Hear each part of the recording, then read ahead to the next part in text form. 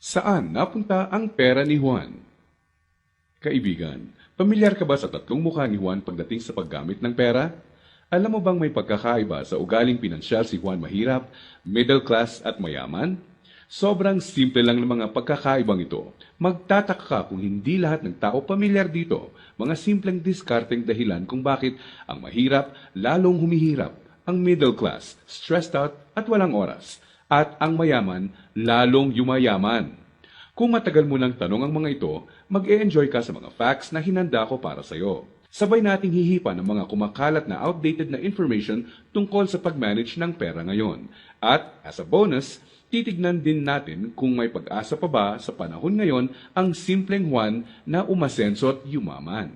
Halika't isa-isa natin silang tignan. Magsimula tayo sa regular na araw ni Juan Mahirap. Gigising siya sa umaga at magmamadaling pumasok sa trabaho, kung swerteng may trabaho nga siya. Madalas, contractual. Minimum wage. Minsan, less than minimum pa. Masipag at matyaga naman siya. Pagtitiisan ng traffic at ang sumpong ng boss na masungit. At pagkatapos magbanat ng buto buong araw, uuwi ng pagod. Magpapahinga para ulitin lahat ito kinabukasan. Gagawin niya ito ng araw-araw para sa kapos-saktong sweldo. Tama ka, di na ito bagong istorya. Ano nga ba ang diskarte ni Juan Mahirap pagdating sa pera? Bago ang pag-iipon para sa pangkabuhayan, madalas nauuna ang Jollibee dito, sini doon, at ang silent killer ng bulsa. Bili ng kung ano-ano, kung saan-saan, kahit di kailangan. Mga abubot. Bakit? Kasi may sale, surplus, ukay-ukay, at tiyanggihan. Minsan lang at mura lang naman. Ang kadalasang mga dahilan, bibili kahit di naman kailangan. Ang resulta, wala pang A15 o A30, ubos na ang pera. Kaya uutang na lang. Gusto naman magbago ng buhay ng mahirap na Juan, pero magpapaulit-ulit ang kalagayan niya hanggat di niya nakikitang patong-patong na gastos ang bigay ng abubot niya, na pag naipon, pwede nang puhunan sa negosyo. Pero hindi masamang tao ang mahirap na Juan. Gaya ng sinabi ko, mukha lang ng diskarte sa pera to. Marami sa atin ang dumaan din sa mentality ng mahirap na Juan, di niya ito kasalanan. Maaaring misinformed lang. Paano nga naman bukod sa di lahat nakapagtatapos ng pag-aaral, di naman tinuturo ang pinansyal na kaalaman sa eskwelahan. Madalas, ang ugali sa paghawak ng pera ay ang ugaling namamana lang. So, saan napunta ang pera ni Juan Mahirap? Dito napapasok ang tinatawag nating 1. Income at expense, at 2. Assets at liabilities. Huwag kang mag-alala, hindi economics class ng pinasok mo. Simple lang to. So ano nga ba ang praktikal na kahulugan ng income at expense at assets at liabilities? Unahin natin ang income. Ito ang perang pumapasok sa iyo. In short, income equals kita. Kapag lumabas naman ang pera, tinatawag natin tong expense. Sa madaling salita, expense equals gastos. Ngayon, ano naman ang assets at liabilities? Asset ang isang bagay kung binibigyan ka nito ng income o kita. At liability naman kung expense o gastos ang binibigay nito. Balik sa tanong, saan napunta ang pera ni Juan Mahirap? Ang maikling sagot, madalas mas maraming expense o gastos kesa income o kita ang mahirap na Juan. Maaring sa sahod o maliit na extra lang siya umaasa para sa income, samantalang kaliwat kanan naman ang pinanggagalingan ng expense. Naloko na. May pag-asa pa ba ang mahirap na Juan? Malalaman natin yan mamaya. Ngayon, tignan muna natin ang behind-the-scenes kwento ni Juan Middle Class. Sa unang tingin, okay na okay ang lagay ng middle class na Juan. Ang totoo niyan, malaki ang tsansang mapagkamalan mo siyang mayaman. May bahay, may kotse, at nakikita mo silang nagbabakasyon minsan. At kung may bagong labas na gadget, mag-a-upgrade ang middle class na Juan. Pero ang di alam ng karamihan, marami dito ay promo, hulugan o utang sa credit card na buwan-buwan sa sweldo nakakaltas.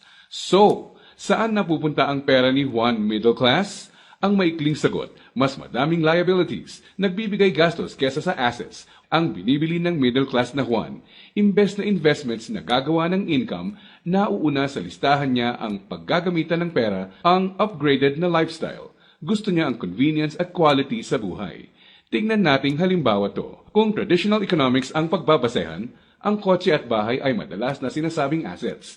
Sa praktikal na buhay ni Juan, masasabi nating outdated na ang pananaw na to. Sa definisyon natin ng asset, ang isang bagay ay asset kung gumagawa ito ng income. Pero madalas, pagka down payment mo ng kotse, bahay o alahas, money out agad. Sa mga susunod na buwan, may babayaran ka ulit at huwag mong kakalimutan andyan pa ang insurance at tax. Money out nga naman, liabilities. Ang kotse ay nagiging asset lang kung nakakatulong siya ng gumawa ng income. Halimbawa na lang kung gamit sa negosyo. Ang bahay ay pwedeng maging asset kung paparentahan mo ito, lalagyan ng mga produkto sa negosyo or storage. O di kaya'y kung nagba-buy and sell ka ng bahay at mabibenta mo to ng mas mahal. So bakit walang oras at stressed out si Middle Class 1? Para mabayaran ang mga liabilities, kailangang mag-overtime, kumuha ng mas maraming trabaho at maghangad na ma-promote ng middle class na Juan kung siya ay empleyado. Para sa mga professionals at self-employed, kailangan nilang kumuha ng mas maraming kliyente o projects. In short, kailangan nilang ibenta ang oras at skills nila ng higit pa sa ginagawa nila dati nung wala pang liabilities para kumita ng mas malaki. Tulad ng kalagayan ng isang doktor. Kung hindi niya sisiputin ang pasyente niya, wala siyang kita. Dito mo na makikitang may lumalamon na sa oras ni Juan Middle Class. May mga celebrations sa family at friends ang di na niya ma-attendan. Kaliwat ka ng stress na ang kapalit ng upgraded lifestyle ni Middle Class 1. Para sa kayod kalabaw na discarding to, gugustuhin niya ng reward, tama? Kaya mas madalas na siyang mag-taxi, kahit pwede namang mag-jeep. Starbucks coffee na, dati okay na ang 3-in-1. Sa restaurant na mas madalas kakain, kahit pwede namang sa bahay. Ilang halimbawa lang ito. Sa oras na maisip ni Juan Middle Class na magnegosyo, ang kita niyang pangpupuhunan sana, pambayad sa liabilities na pupunta.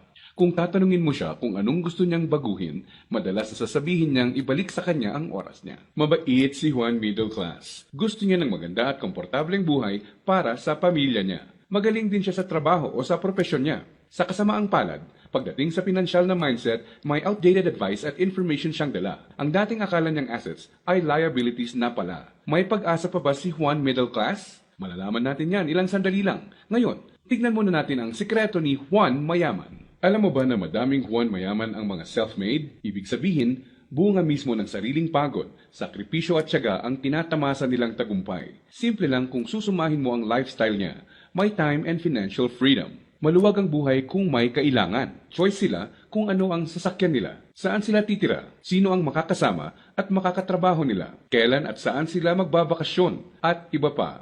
In reality, mas madami din silang tsansang makatulong sa kapwa, gaya ng pagdodonate sa charity at pagsali sa outreach programs. Balik tayo sa tanong, saan napunta ang pera ni Juan Mayaman? Kapag may perang hawak si Juan Mayaman, sa asset niya ito dinadala. At sa asset na ito ay kikita pa ng mas maraming pera para sa kanya. At ano naman ang gagawin niya sa bagong kitang ito?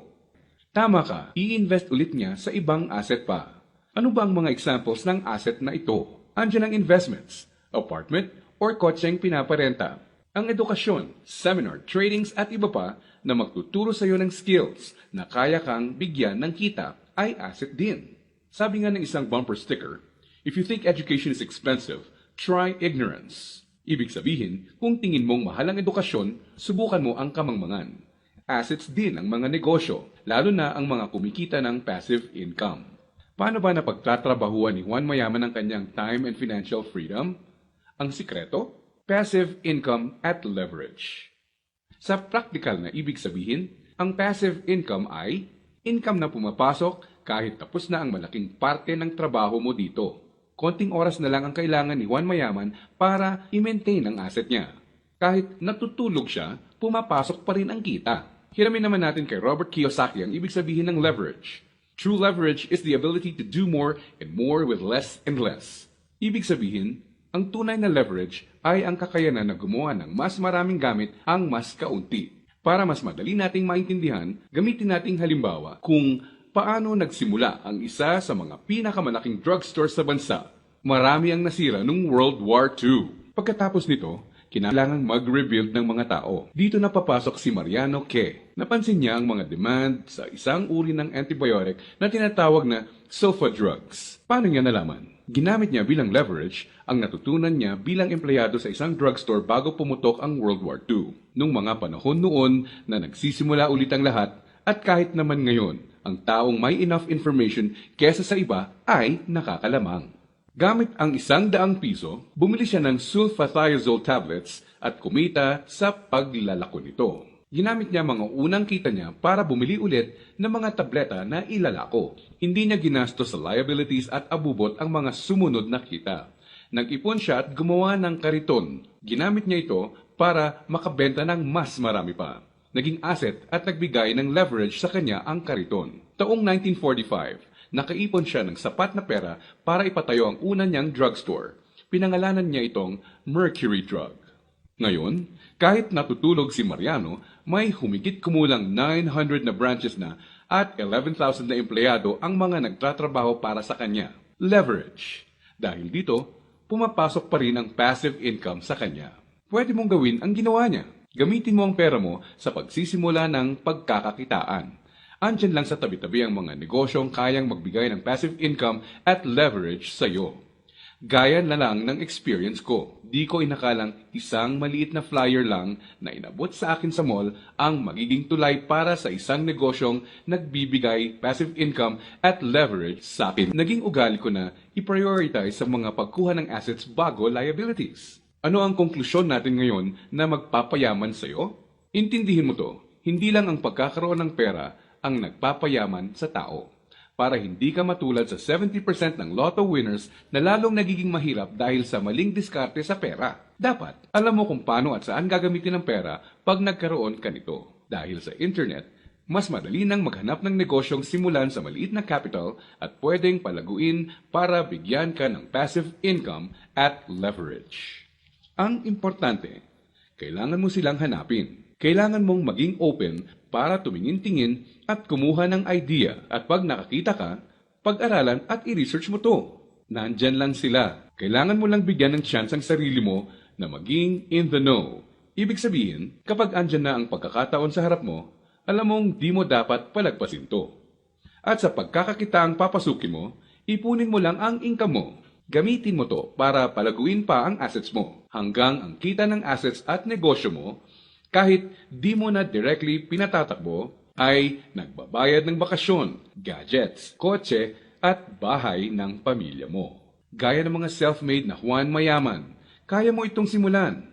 So, si Juan Mahirap, unang binibili ay ang mga abubot. Si Juan Middle Class, unang binibili ay liabilities. At si Juan Mayaman naman, unang binibili ay assets.